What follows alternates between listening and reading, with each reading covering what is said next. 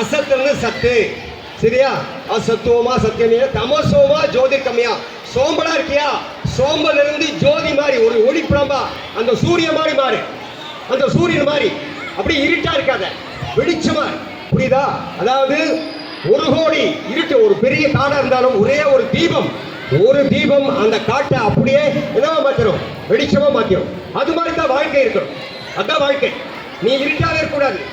இருட்டு எங்க இருந்தாலும் சரி, அங்க ஒரு தீபத்தை ஏற்று, அங்க ஒரு மெழுகுவத்தி ஏற்று, அந்த மெழுகுவத்தியா நீ இருக்கலாமா? உன் வாழ்க்கை ஒரு மெழுகுவத்தியா இருக்கணும். உன் வாழ்க்கை ஒரு மெழுகுவத்தியா இருக்கணும்.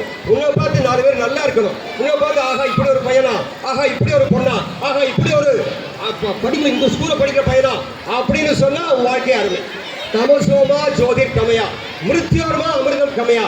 மிருத்யுனா என்ன? மரணத்திலிருந்து மரணம் இல்லாத நிலை. சாகிறதில்ல.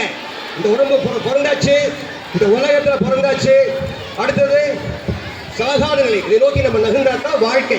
சரியா? அந்த வாழ்க்கையை வாழலாமா எல்லாரும்?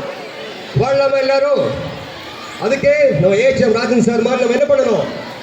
தன்னை முன்னிலைப்படுத்திக்காம நம்ம வேலை நம்மளுக்கு சொன்னா அதுதான் வாழ்க்கையினுடைய சாராம்சம். சரியா? இதெல்லாம் ஓகே. நிறைய விஷயம் சொல்றதுக்கு நேரம்னால ஒரு விஷயத்த சொல்லிடுறேன். இங்க வந்து நிக்கிறப்போ இந்த ஆயிரக்கணக்கான பேர் இங்க இருக்கீங்க. உங்களை மாதிரி ஆயிரக்கணக்கான நிகழ்ச்சி நம்ம பண்ணியாச்சு. இது 1008வது நிகழ்ச்சி. சரியா? என்ன அப்படின்னா ஒரே ஒரு விஷயம், நான் வந்து பேசுறேன்னா நான் தான் உதாரணமா இருக்கணும். நான் உதாரணமா இருந்தா நான் சொல்றது உனக்கு புரியும். நான் காலையில 3:45 எந்திரிக்கிறேன். எத்தனை எந்திரிக்கிறேன்? 3:45. ஒரு நாளைக்கு 4 hours தான் தூங்குறேன். 2 என் வீட்டில் 5000 புக் வச்சிருக்கேன். நம்பர் 3 ஆன்மீகம் வாழ்க்கையில்